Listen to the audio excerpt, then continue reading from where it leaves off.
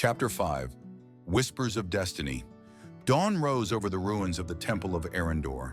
Between weathered columns, light streamed in golden shafts, illuminating ancient carvings and the scars of a forgotten age.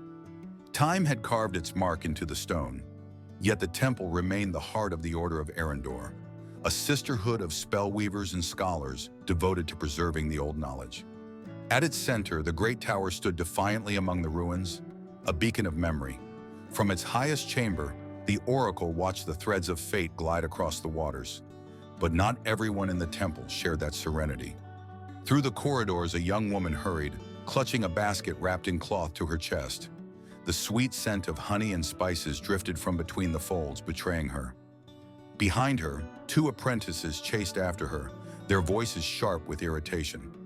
"Lyanna, those were meant for the senior guardians," one of them shouted. Lyanna turned a corner without looking back. Her dark curls bounced around her shoulders, and her green eyes gleamed with a mix of mischief and determination.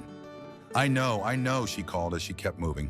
But if the guardians insist on leaving the tray exactly where anyone can reach it, it's practically an invitation."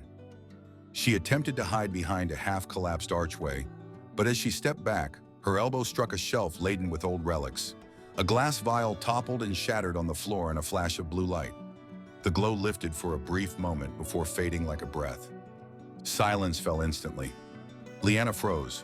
The apprentices stopped as well. One of them raised both hands to her mouth. "That was," she whispered, not daring to finish. Two guardians appeared at once. One of them took Lyanna gently but firmly by the arm. "The oracle wishes to see you," she said in a neutral tone. Lyanna's shoulders dropped, accepting a fate she had clearly anticipated. "I suppose she expected this," she muttered. The great hall of the oracle was vast and solemn. White marble pillars supported a vaulted ceiling engraved with ancient symbols. At its center stood a woman waiting in silence. With long black hair and serene blue eyes, Selenia commanded respect without raising her voice. Before her, a mirror of water shifted constantly, reflecting fleeting images that dissolved before they could be understood. Lyanna bowed respectfully, still holding the half-open basket. "I didn't mean to cause any harm, Selenia. They just smelled too good." The oracle allowed a faint smile. "What you seek and what you take rarely align, child, but you are not here because of the vial." Lyanna lifted her gaze, confused. "I'm not?" "No." Selenia placed her hand atop the water. Ripples formed shapes. Distant fire. A forest cast in shadow, a young man marked by light.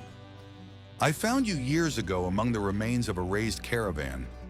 I saw in you a strength you could not yet understand. Today that strength stirs again. Time moves, Lyanna, and with it, the fate of the world shifts around you."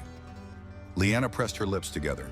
Doubt flickered in her eyes, yet she did not step back. "I know your visions are never wrong, but I have never left the temple. I don't see how my path could lead anywhere beyond these walls. Your path does not end here. Soon someone will arrive whose destiny is bound to yours, the bearer of the mark. When you see him, you will know." Her voice softened to a whisper. "There is something within you that he will need, even if you do not yet understand what it is." Before Lyanna could reply, the water trembled. An image surfaced. Fire, screams, and three figures fleeing beneath the shadowed boughs.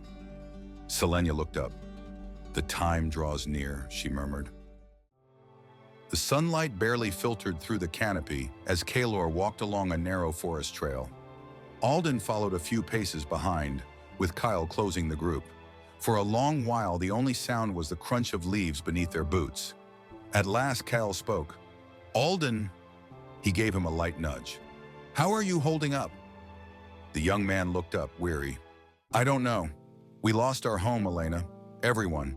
And Uncle Kaelor won't tell us anything. Just patience, and keep moving." His voice trembled between frustration and grief. "None of this makes sense." Kael was silent for a moment. "Uncle always took care of us like his own sons. If he's keeping something from us, he must have a reason. Trust him, like always." Alden nodded. Kael moved ahead while Alden drew closer to Kaelor. They walked in silence for a few minutes before Kaelor finally spoke. "Your father was my brother in arms. And your mother, one of the noblest souls I ever knew." His deep voice carried a quiet, aching nostalgia. "That mark on your chest is no curse, Alden. It is an inheritance." Alden looked at him in disbelief. "Inheritance?" Kaelor nodded.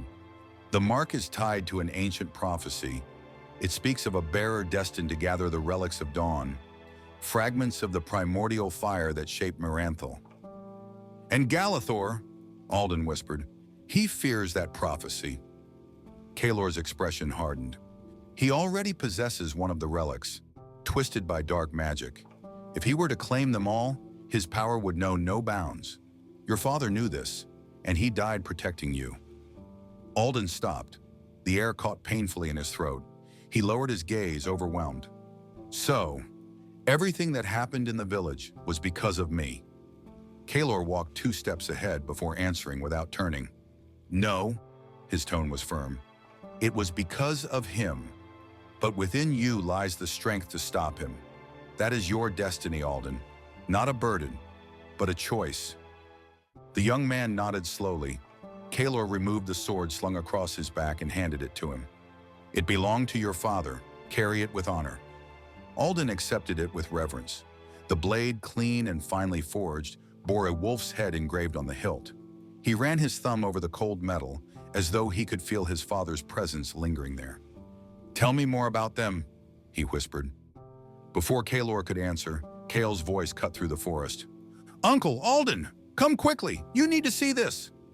The 3 hurried to where Kael stood. Ahead, the forest opened into a gentle decline.